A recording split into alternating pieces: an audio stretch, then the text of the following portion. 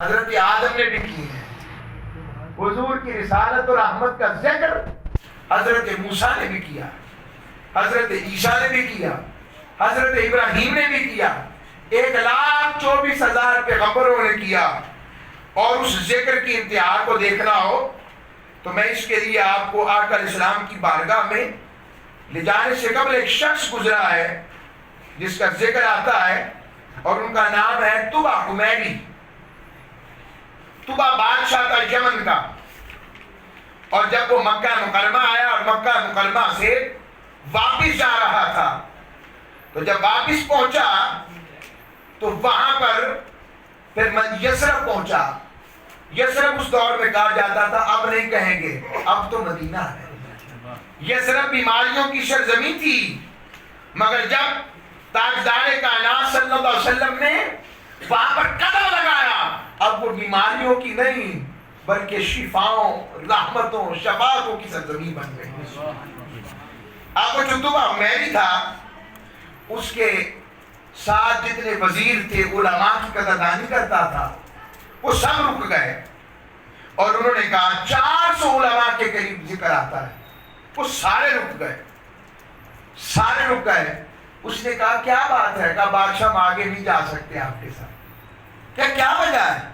میرے کو انعام میں کمی, میرے کو اکرام میں کمی, میں نے تمہیں کوئی عزت کم دی ہے, کوئی مال کم ملا ہے, کوئی کمی رہ گئی میری طرف سے؟ کہا نہیں بادشاہ, بات یہ ہے ہم نے اپنی کتب میں پڑھا ہے, یہ جو کھجوروں کی سرزمین ہے نا, یہ تاجدار کائنات, تاجدار ختم نبوت کی آمدگاہ ہے, یہ ہجرت گاہ ہے, ہم یہاں بیٹھ کر ان کا انتظار کریں گے.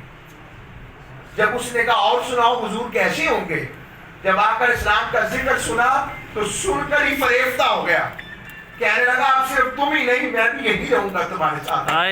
کیا بات. اور وہاں پر شہر آباد کیا, 400 علماء کے ساتھ ان کی شادیاں کروائیں, اور پھر اس نے آقا علیہ السلام کے نام ایک خط لکھا, اور خط کا لکھنے کے بعد اس نے اشعار لکھے, اور یہ چیزیں نسل در نسل آگے منتقل ہوتی رہی. کیا نسل در نسل منتقل ہوتی رہی. اور طبع کی وفات کے 1000 سال کے بعد تاجدار کائنات کی ولادت ہوئی, اور پھر 40 اور 53 سال بعد پھر حضور علیہ السلام نے ہجرت کی. ہجرت کر کے جب سرکار دو عالم صلی اللہ علیہ وسلم کوفہ کبھی وہاں پر تھے, قباء کے اندر تھے, تو ایک قابل شخص, قابل اعتماد شخص جس کا نام ابو لیلہ سا تھا, ابو لیلہ انصار کے قبیلے سے تھے, اسے وہ خط دے کر بھیجا, جاؤ حضور کو خط دے کر آؤ.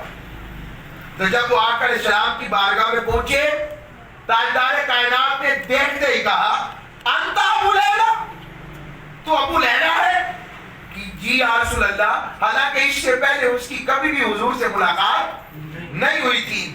آقا علیہ السلام نے ساتھ ہی کہا حاضر کتاب, وہ ہمارے عاشق کا خط کی طرح وہ تو پیش کرو. آقا علیہ السلام کی بارگاہ میں خط پیش کیا گیا. اس نے جملے یہاں سے شروع کیے کہ اما بعد یا محمد انی آمنت بک و بکتابک الذی نزلہ اللہ علیک وعلی علی دینک وآمنت بربک ورب کل شیء. فرمایا, عرض کرنے لگا یا رسول اللہ, اے اللہ کے رسول صلی اللہ علیہ وسلم, میں نے آپ کو دیکھا تو نہیں, میں نے ابھی آپ کی صحبت نہیں پائی, مگر آپ کا ذکر سن کر میں یہ لکھ کے جا رہا ہوں کہ یا رسول اللہ میں آپ پر ایمان لاتا ہوں, آپ کی کتاب پر ایمان لاتا ہوں جو اللہ آپ پر نازل فرمائے گا, میں آپ کا دین قبول کرتا ہوں, آپ کی غلامی کو قبول کرتا ہوں, آپ کے رب پر ایمان لایا. آقا علیہ السلام کے سن کر خوش ہوئے.